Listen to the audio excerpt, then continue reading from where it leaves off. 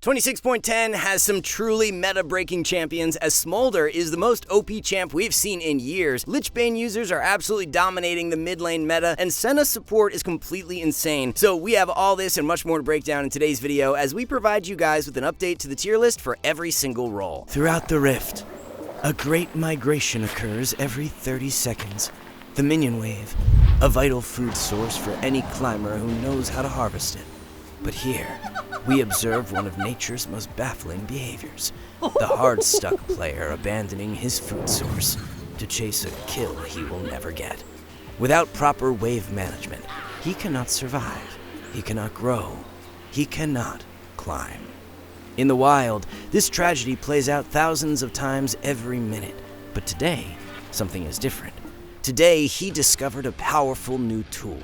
SkillCapped Season 16 macro and wave control courses, designed to teach even the most lost climber the secrets of the Rift, walking you through every minute of the game step by step, from the very first wave all the way to closing out games cleanly. And unlike other guides in the wild, we focus on teaching you the macro concepts that actually work in solo queue, and most importantly, strategies you can execute without having to rely on the rest of your pack, which paired with our newly updated Essentials courses covers everything you need to master Season 16 for every role, giving you the complete roadmap to climb this season. And best of all, you can do it all completely risk-free, as you're backed up by a rank-up guarantee. If you somehow don't climb at least 5 divisions while actively using our service, then you get every penny back. For the first time in his life, he is no longer hard stuck. Check out the link in the description below for an exclusive one-time discount code. So top lane is usually a role that has quite a few updates each and every patch, but 26.10 was an outlier. As a result, we will continue to have Teemo and Kayle rated as the most OP top laners for solo queue, as they are incredibly powerful with the recently reworked static Shiv. Shiv Teemo players are winning a whole 3% more than Nashor's players, so it's pretty crazy how one item change can completely shift the power of a champion. Wukong, Umbessa, and Anivia were the only relevant top laners that were changed for this patch, and here's how things have landed. Anivia actually did end up losing quite a bit more power than we were initially expecting. Base stat changes never seem that crazy on paper, but always end up hurting quite a bit, as Anivia lost 2% win rate from her armor nerfs. As a result, we have dropped Anivia down into the top lane B tier. Wu and Umbessa changes more so aligned with expectations, as Wukong is a really good and underrated A tier pick right now, while Umbessa is slotting in as an average B tier champ. So moving on to jungle now. We noted in the pre-patch tier list how if the Lichbane changes landed impactful, then Nidalee would be in need of a push up the tier list, and it's played out in that manner. Lichbane buffs have been huge for a wide variety of champs, and especially for Nidalee because she's a champion who loves rushing the item. Movement speed as a stat is incredibly valuable for solo queue, and even more so on Nidalee. Even if you're just 1 or 2 seconds quicker to a fight, that can make or break whether you win it with Nidalee, because if your teammates go in and land their CC and you're just barely in range to hit your spear, then that 2% boost in movement speed from Lichbane can be the difference between you landing a spear or not. Nidalee has seen a bit over a 1% increase in her overall win rate from the Lichbane buffs, so nothing over the top that makes her OP,